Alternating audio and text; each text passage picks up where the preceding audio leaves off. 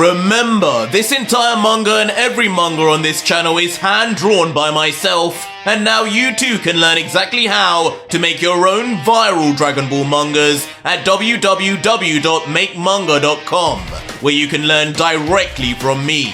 My mangas have got me on TV, on newspapers, and even earned me over $60,000 a month on Patreon alone. And now, you can click the link in the description and pinned comment of this video and do it yourself. You only need to see the website to see just how many thousands of you are taking this opportunity right now. And don't forget also, the next video to this Ultra Vegito series has already been made and is live now on my Patreon right now for over 4,500 of you incredible fans to watch after this. Again, links are in the pinned comment and description. Enjoy.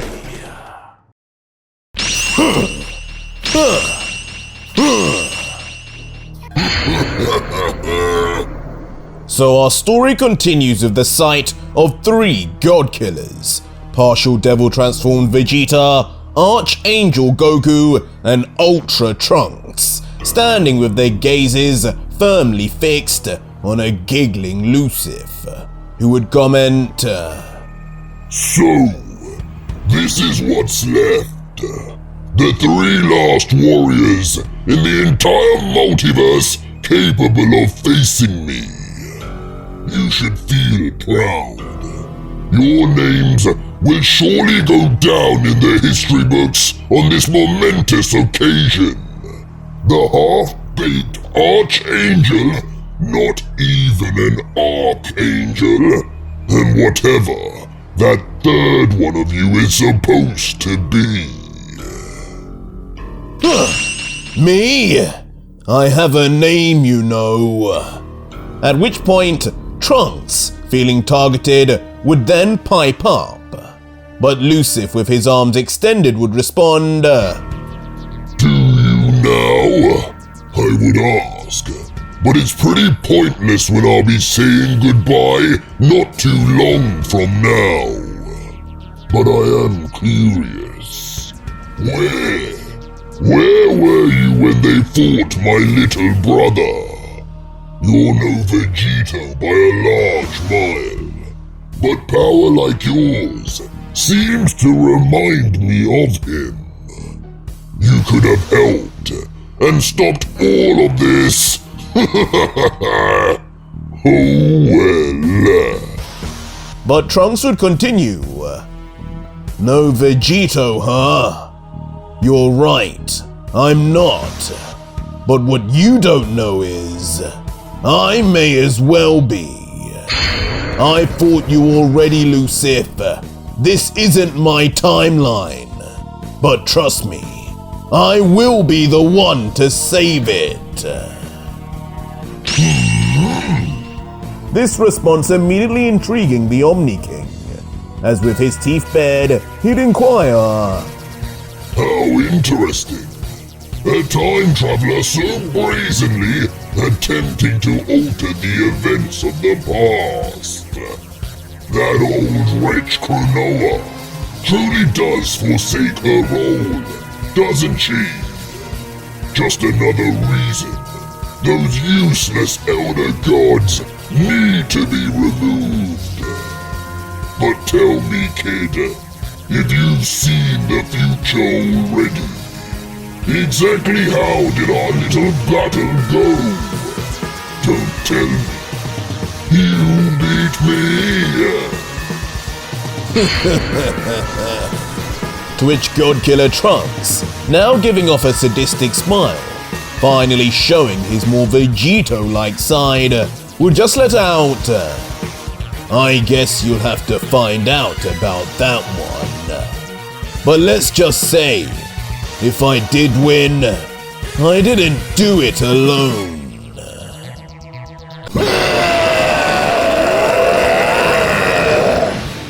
As just like that, Trunks would then finally power up, and with it, showcase a form his own father once used in the final battle with Dai.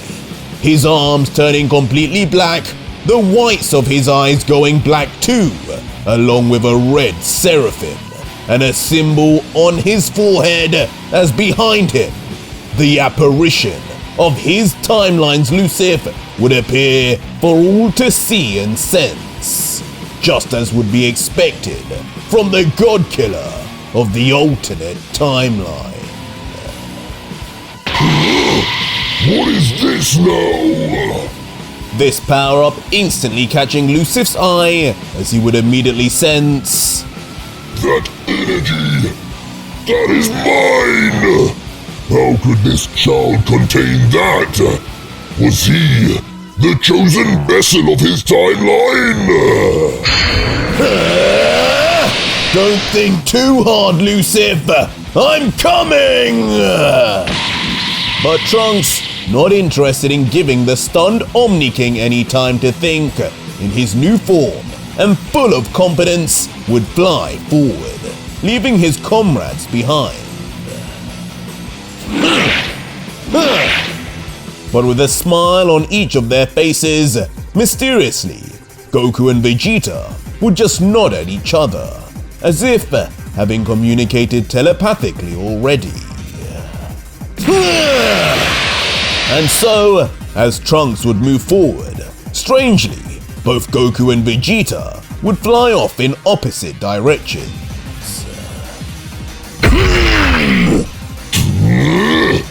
My own power against me, huh? Typical. As Lucif and Trunks, both with anger for different reasons, would then be seen clashing arm for arm. But with clearly this still not being enough, looking down, Lucif would comment, But just like Vegito before you failed to let it take over you. This is nothing, child. But just as Lucif would say this, behind him, a devil Vegeta would appear in pure silence.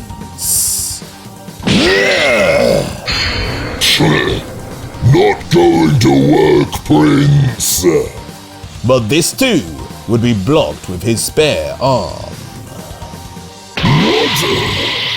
But only when amid attack Goku, instant transmissions right in front of him, just like Goku had predicted, even Lucif's multiple eyes would have a hard time tracking him.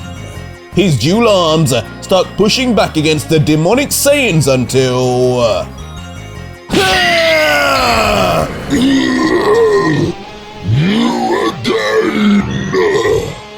With full force, almost like a dragon fist, with all his might, Goku would once again be the one to land on Lucif, his angelic self proving to be the ultimate thorn in Lucif's side, as the Archangel's fist would slam right under Lucif's chin, sending the Omni King to fly back for the first time, and with a trace of his dark blood being visible also. Son Goku! But only moments later, Lucif would regain control of himself, a scowl on his face. As raising his head, displaying the leak of blood on his chin now, Lucif would crack his neck and say, Not bad, you three. Seems Son Goku's addition has made all the difference. No wonder. Z had so much faith in him. But these compliments would ultimately fade into a patronizing laughter, as Lucif would continue, But unfortunately for him, little did he know just how far I could take things. As for once, Lucif would now be the one to power up, mildly to say the least, as with a tame roar and an aura just beginning to release from his pores, Lucif's body would vascularize, pumping up as his power level begin to shoot through the roof. It's just as I thought. This is nowhere near his final form. Leaving Trunks to ultimately reflect, as the battle-hardened Goku would reply, I think we all could have guessed that one. These battles never are so simple, right, Vegeta? To which the prince would just grunt, It makes no difference how strong this fool gets. In the end, our job remains the same. Trunks, hearing this, would then look to Vegeta and attempt to strategize, saying, Father, right now it seems like Goku has the best chance at landing attacks on him. We should... But breaking the thought process, the God Killer from the future would soon enough find himself sensing the inevitable.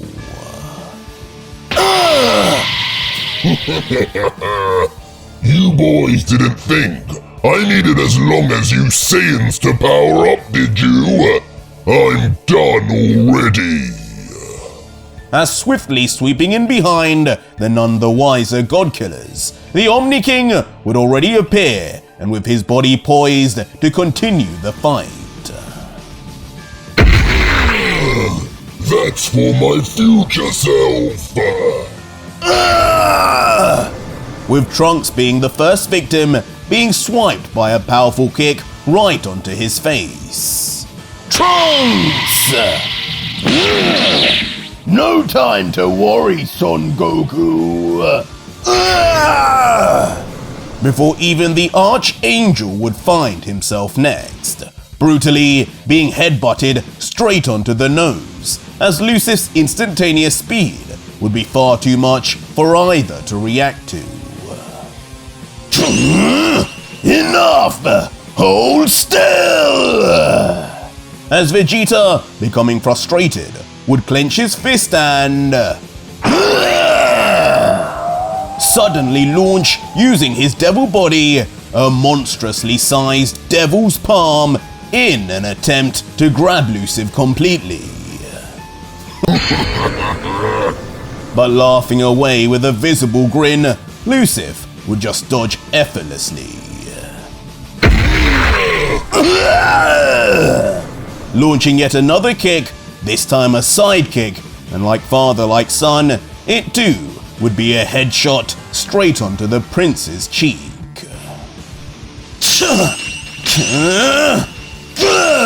Damn you! But as each would then stabilize, each would have an expression of annoyance and frustration over how just this one foe could handle all three of them at the same time. As the supremely confident Lucif, observing, would comment, My, it's a wonder you three can even handle these blows. Either you have become some of the strongest mortals that ever existed, even across multiverses, or I have just lost my edge. I guess it matters not. Once the realms merge any minute now, my new power as the Omni-Devil will take me to heights I never thought possible anyway.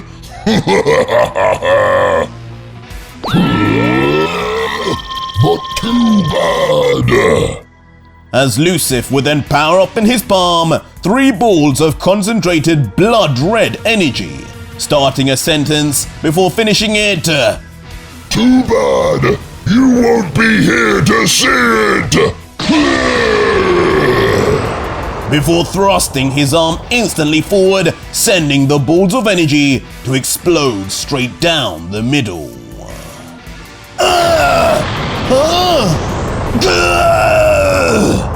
As expanding as they would reach their victims, Trunks, Goku and Vegeta would then find themselves each dealing with their own separate energy attack to handle.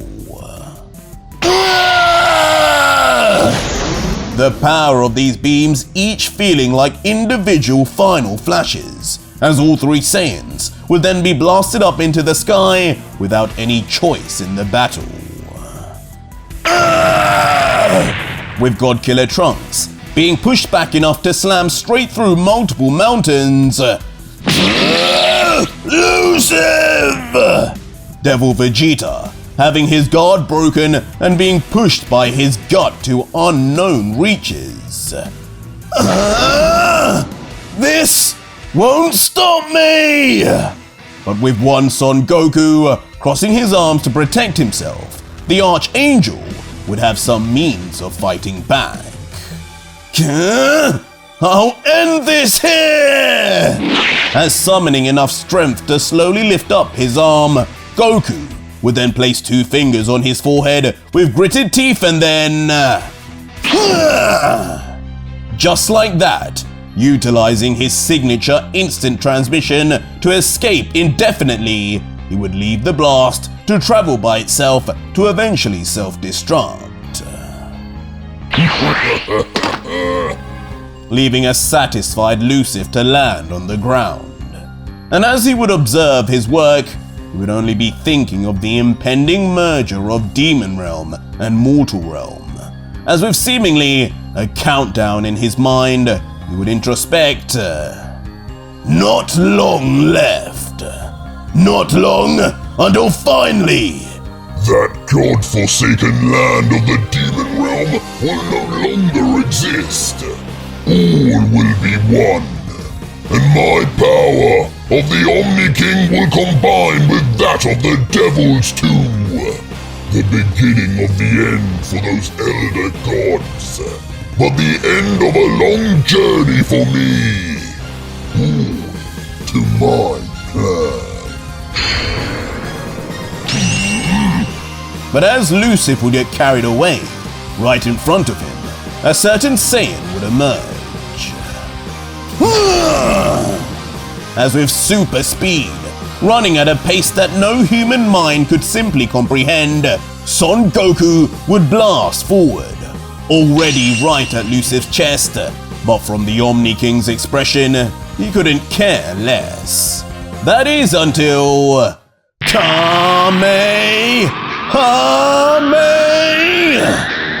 Oh, so that's your game, Son Goku!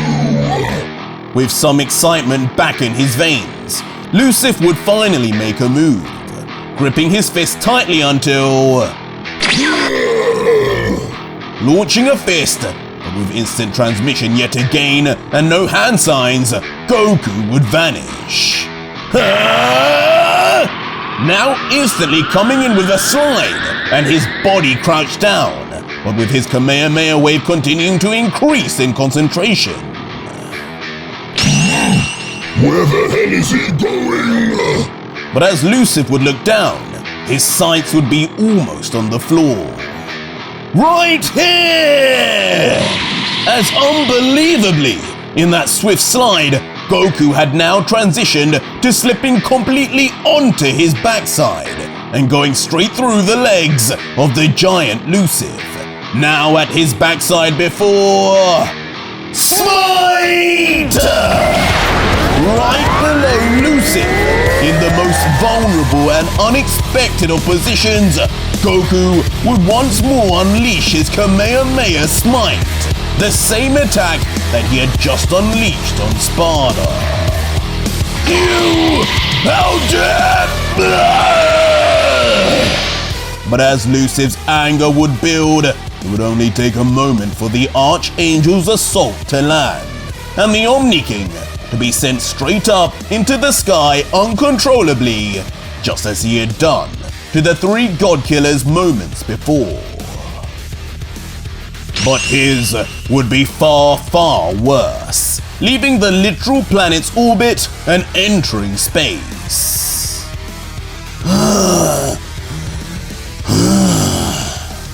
As meanwhile, an exhausted Goku, with smoke still steaming off his burning hands, would still be on his backside. One eye open, having given clearly his all, Goku would comment, "If that attack managed to get rid of Virgil and Dante, then it's got to have done something to Lucif, or at the very least, bought us some time." But before the results of that attack could be seen, elsewhere in familiar territory, a certain elder god would be seen observing many, many different screens, or should I say, portals. Poseidon. As it would then be revealed to be Elder God Castiel, one of the two archangels, with a smile watching and commenting, "What in Zeus's name are you doing? An elder god visiting a mortal realm? What business could you possibly have?" But as he would peer closer, he would begin to see what was happening. "Kratos! That's who you went to see? But why?"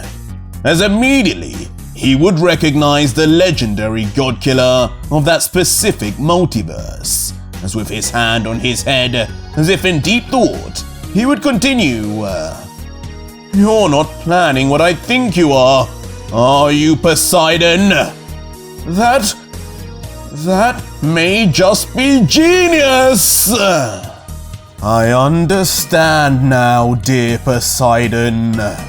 As with a smile creeping on Castiel's divine face, leaning his head, he would then explain, "You're not planning on fighting this so-called Lucif, nor the one they call Vegito. No, you plan on fighting fire with fire, using a warrior from your own multiverse to fight in your stead, restoring the balance of power by entering yet another lowly pawn to cancel out the other. You clever dog, Poseidon." Of course, for those with limited minds, they would wonder for days on end how a being considered weak in one multiverse could possibly be strong in another, not having the mental understanding that is exactly what a multiverse means. An ant in one could be a lion in another. They may look the same, but in reality are completely different characters with completely different DNA. My God, the possibilities for fun are endless now. And I suppose this is exactly why you have approached Kratos.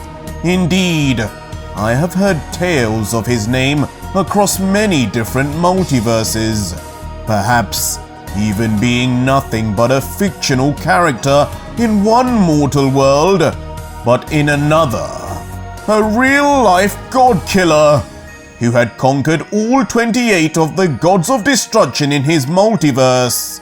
Again, to those with lesser minds, they would wonder, 28? Aren't there only 12? Forgetting completely, this is another multiverse, where absolutely nothing is related nor behaves the same. A complete blank slate, if you will. But with all this talk about multiverses, and just the insane possibilities of powerful foes that could exist, Castiel's eyes would widen, as he would let out, "But now you have me thinking, Poseidon. Just what exists in mine and the others' multiverses? I haven't checked in on my creations in millennia. I bet. No, I hope. I have someone just as interesting as that Vegito fellow."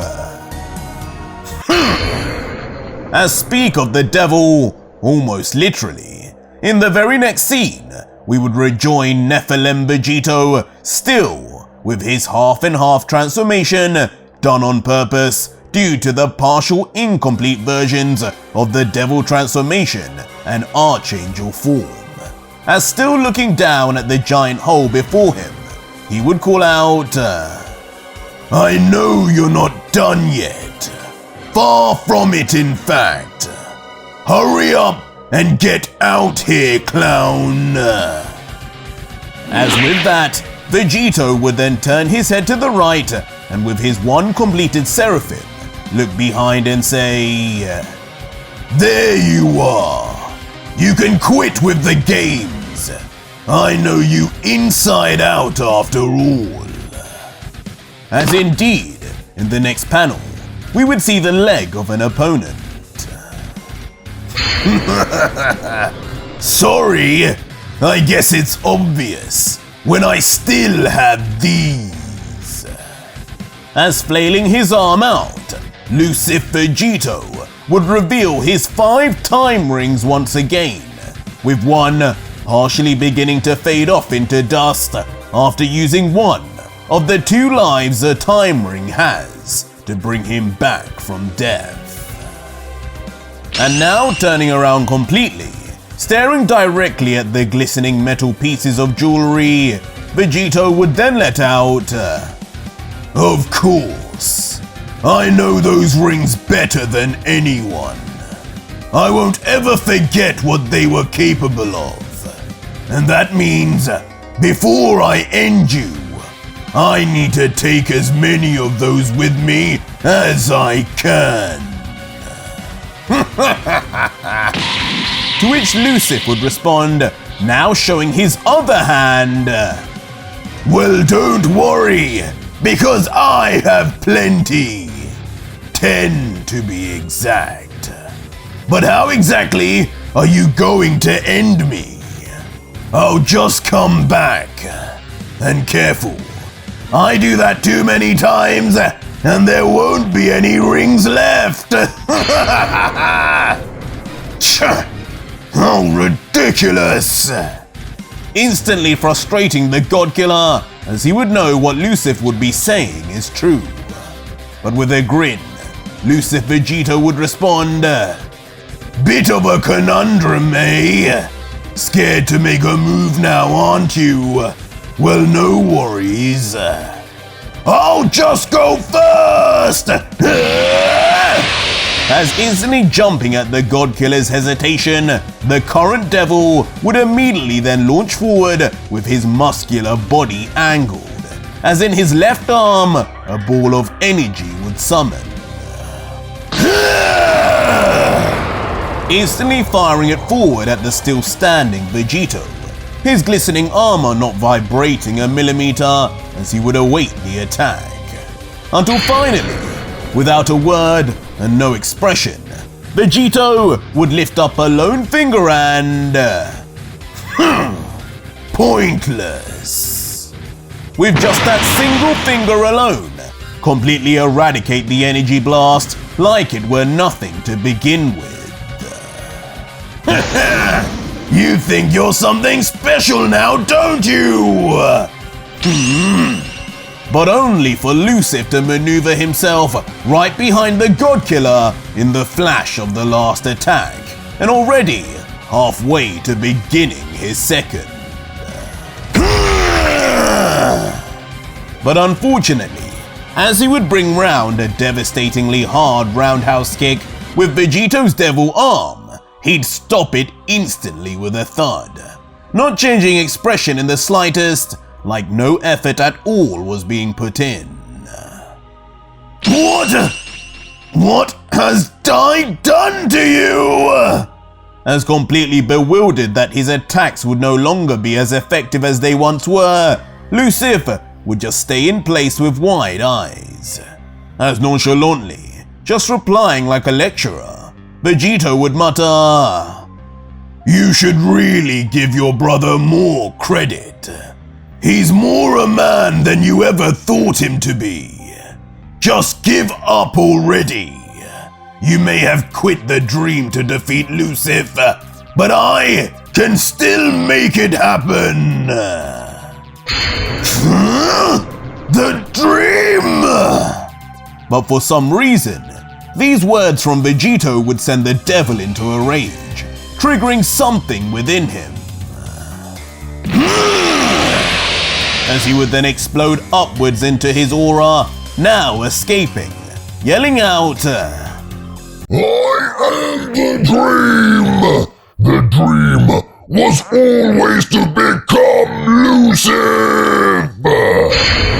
As now lifting his arms up and powering up, the corrupted Vegito would finally show the depths he had fallen after all this time in the demon realm, believing now only in the same ideals of Lucif himself.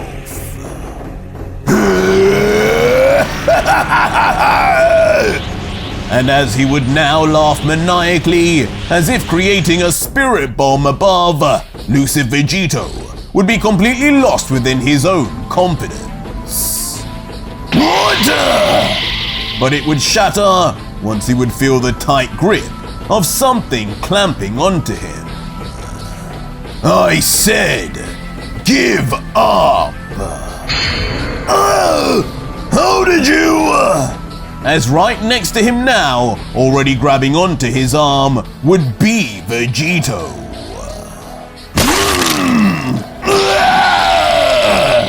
And just like that, like pulling meat off the tenderest of bones, Vegito would rip right off the arm of Lucif, splattering streams of blood as he would do so.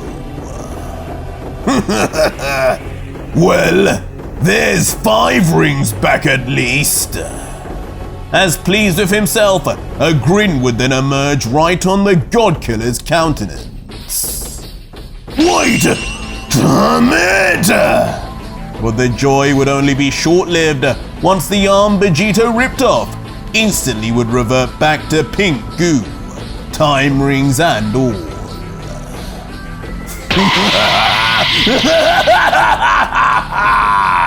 You damn fool! You thought it would be that easy? You know exactly how Boo's abilities work! The scene leaving the devil to explode into an uncontrollable fit of laughter as he would continue. Boo's magic allows his body to become anything! Clothing, stone, metal! You even used it just recently to recreate 16's Hell's Flash! Don't tell me you're so stupid to not even remember how your own body works! Maybe you should. But the moment of gloating would finish abruptly, when within an instant, Nephilim Vegito would be right in front, engraving his fist straight into the devil's gut. And things wouldn't end there, as tensing his white feathered free arm, it would begin vibrating rapidly before... With a swipe so fast, Vegito's arm would just appear as a white trail of energy. Mysteriously, it would pass straight over Lucif's mouth, silencing him instantly, as in shock, he would have no idea what had just happened.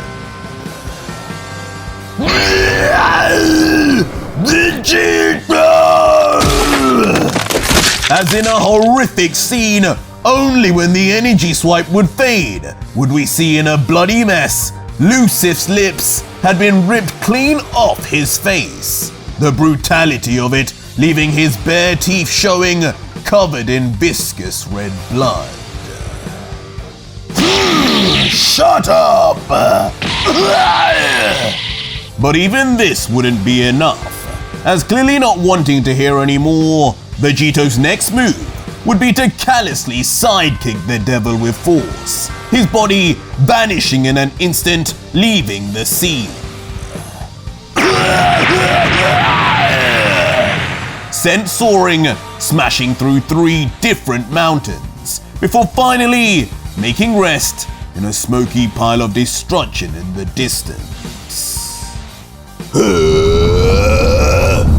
This would not be the final resting place, however, as the Godkiller would then hunch his body down like gravity was amplifying, increasing the tension in his body while letting out... You're right, killing you would get me nowhere. But perhaps it's you that's forgotten. Boo's regeneration, Boo's magic. Everything a body like that can do takes up energy. And you and I both know we've gone long past the limits of the primitive energy generator Gero implanted. There's only so much we can use Boo's healing now, before we can't anymore. So yes, I may not be able to destroy you, but nobody said... I can't just beat you to a pulp endlessly! As with that said, in a crazed laughter, the God Killer would explode down the battlefield with a new course of brutal action to fulfill. And in true Vegito fashion, from his facial expression, it would excite him to no end. But back in the mortal realm, now rejoining the exhausted and fallen Goku, would be Vegeta and God Killer Trunks. As looking down with a proud smile, the prince would comment, "Having fun down there, clown? For once I'm impressed. Doesn't look like you'll be letting us down this time." "Thanks, Vegeta." To which a smiling back Goku would whisper back, "I've slowed him down for sure, but he'll be back eventually. Somehow, I don't think one smite will be enough. Here, give me a hand, will you?" "Guess you've earned it."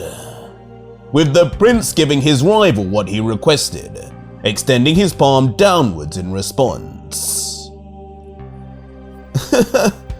"Careful now, this armor weighs me down a lot." And with that, Goku would begin lifting his arm up and... But even in times of peace like this, nothing could be left to be too comfortable for the Saiyans. No! As soon seen grabbing his arm would not be Vegeta's, but one that would be recognizable instantly as belonging to someone else. Goku! And in the very next panels, how he got there would be clear to see, with now both Vegeta and Trunks in severe pain, each grabbing onto their guts as if swiftly struck there, slowly crumbling their bodies downwards. Kakarot! Your smite! It didn't do anything! No! Lucifer! With both eventually then falling to their knees, unable to cope anymore with the pain.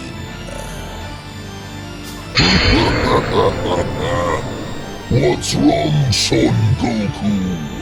I thought you needed a hand. I even have something else to give to you too.